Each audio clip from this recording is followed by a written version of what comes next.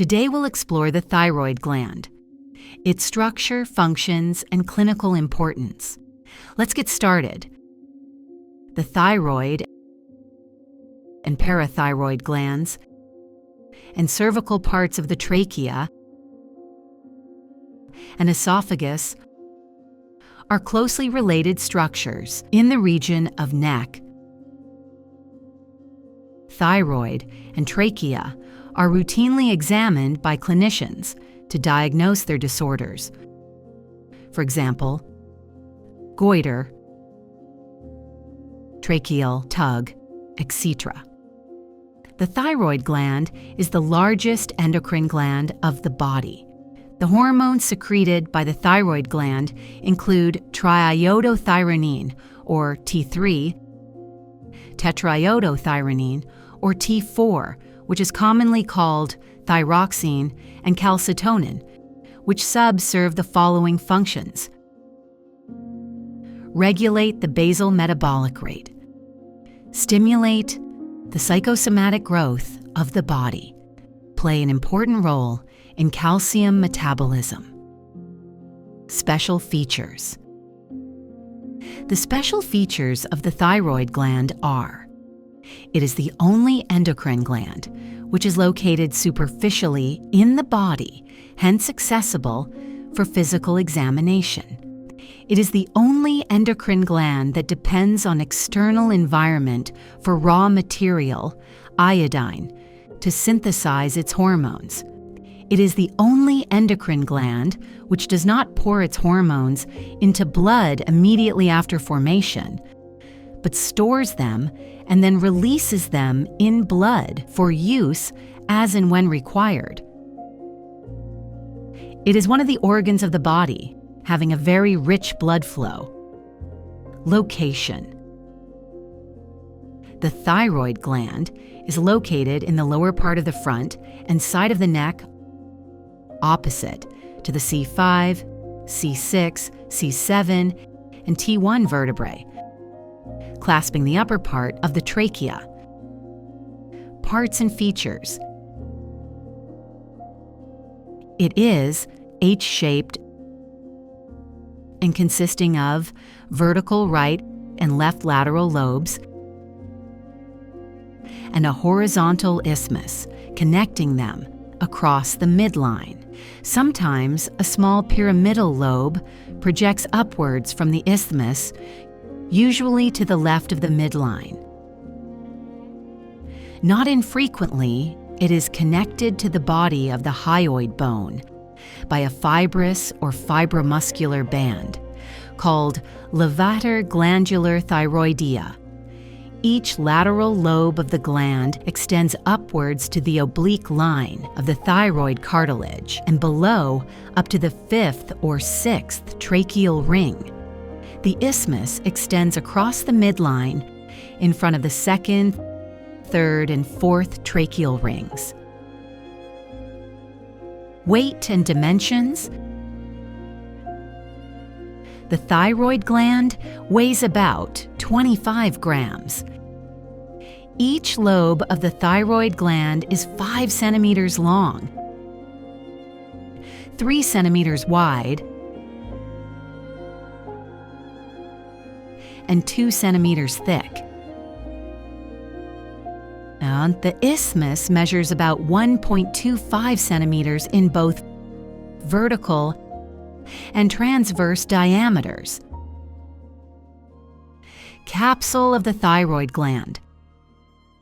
The thyroid gland is invested by 2 capsules: an inner true capsule and an outer false capsule. True capsule. It is formed by the peripheral condensation of the fibrous stroma of the gland. False capsule. It is derived from the splitting of the pretracheal fascia. The important features of the false capsule are: it is thin along the posterior border of the lateral lobe.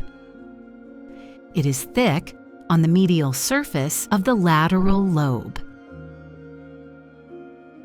Traced above, the pretracheal fascia, after enclosing the thyroid gland, is attached to the oblique lines of the thyroid cartilage and the body of the hyoid bone in the midline. On the medial surface of thyroid lobe, it thickens to form the suspensory ligament of Berry, which connects the lobe to the cricoid cartilage. Clinical correlation.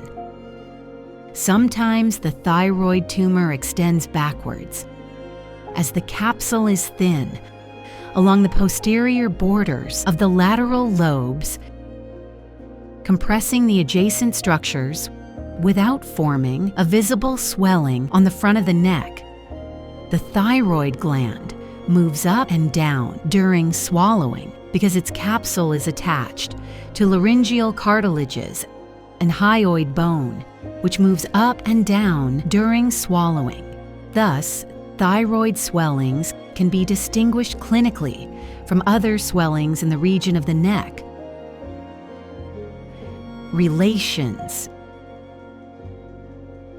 Each lobe of the thyroid gland is roughly pyramidal and presents apex, base, three surfaces: lateral, medial, and posterolateral, and two borders, anterior and posterior. Apex. The apex is directed upwards and slightly laterally. It extends up to the oblique line of thyroid cartilage, where it is limited above by the attachment of sternothyroid muscle. Base. The base extends up to the fifth or sixth tracheal ring. It is related to inferior thyroid artery and recurrent laryngeal nerve. Lateral or superficial surfaces. It is convex and is covered by three strap muscles: sternothyroid, sternohyoid, and superior belly of omohyoid, an anterior border of sternocleidomastoid, overlapping it inferiorly. Medial surface is related to two tubes, trachea and esophagus, two muscles, inferior constrictor and cricothyroid, and two cartilages, cricoid and thyroid. Posterolateral surface is related to carotid sheath and its content: common carotid artery, internal jugular vein, and vagus nerve. The ansa cervicalis is embedded in the anterior wall of the sheath, while cervical sympathetic chain lies posterior to sheath in front of prevertebral fascia. Anterior border is thin and separates superficial and medial surfaces. It is related to anterior branch of the superior thyroid artery. Posterior border is thick and rounded. It separates the medial and the posterior surfaces. It is related to longitudinal arterial anastomosis between superior and inferior thyroid arteries and parathyroid glands. Arterial supply. The gland is highly vascular and is supplied by the following arteries. Superior thyroid artery. It is a branch of the external carotid artery. It runs downwards and forwards in company with the external laryngeal nerve, which it leaves near the upper pole of the thyroid lobe. At the apex of the lobe, it divides into anterior and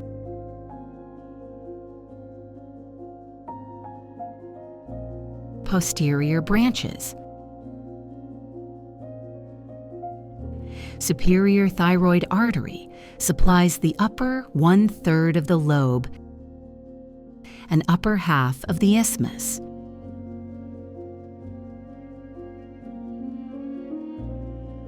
Inferior thyroid artery. It is a branch of thyrocervical trunk from the first part of the subclavian artery. It first runs upwards along the medial border of scalenus anterior and then passes medially behind the carotid sheath to reach the back of the thyroid lobe, where it is intimately related to the recurrent laryngeal nerve. The inferior thyroid artery supplies lower 2/3 of the lobe and lower half of the isthmus. Thyroidea ima artery, found in 30% of cases. It is a branch of the brachiocephalic trunk, or may arise directly from the arch of aorta. It enters the isthmus from below. Accessory thyroid arteries. They arise from tracheal and esophageal arteries. Venous drainage. The venous blood from the thyroid gland is drained by 3 sets of veins. Superior thyroid vein. It emerges at the upper pole of the thyroid lobe, runs upwards and laterally, and drains into the internal jugular vein. Middle thyroid vein. This short, wide venous channel emerges at the middle of the lobe to soon enter the internal jugular vein. Inferior thyroid vein veins. They emerge at the lower border of the isthmus, form plexus in front of the trachea, and then run downwards to drain into the left brachiocephalic vein. Lymphatic drainage. The lymph vessels draining the thyroid gland are arranged into 2 groups, upper and lower. The upper group drains into the prelaryngeal and upper deep cervical lymph nodes. The lower group drains into pretracheal and lower deep cervical lymph nodes, and group of lymph nodes along the recurrent laryngeal nerves. Those from lower part of isthmus drain into retrosternal or brachiocephalic nodes, lying in the superior mediastinum. The upper lymphatics follow superior thyroid artery, and lower lymphatics follow the inferior thyroid arteries. Nerve supply. The thyroid gland is supplied by both sympathetic and parasympathetic nerve fibers.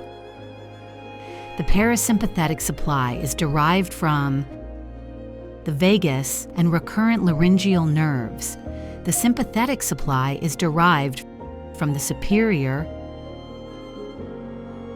middle, and inferior cervical sympathetic ganglia, but mainly from the middle one.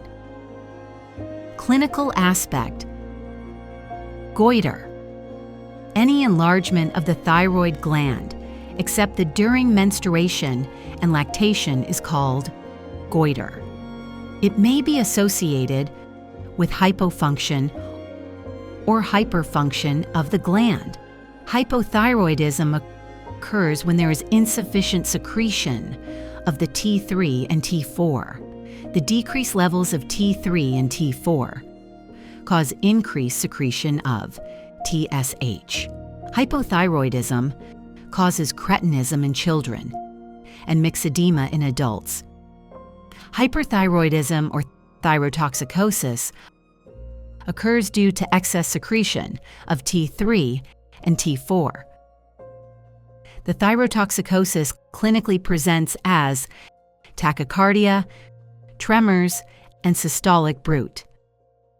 The main effects are due to increased BMR, effects of massive enlargement of thyroid gland. The thyroid gland can enlarge backwards or downwards, but it cannot enlarge upwards due to attachment of its fascial sheath and sternothyroid muscle to the thyroid cartilage. The backward enlargement is common because the thyroid capsule is relatively thin posteriorly. In backward enlargement, the gland buries itself around the sides of trachea and esophagus. This results in 3 characteristic pressure symptoms: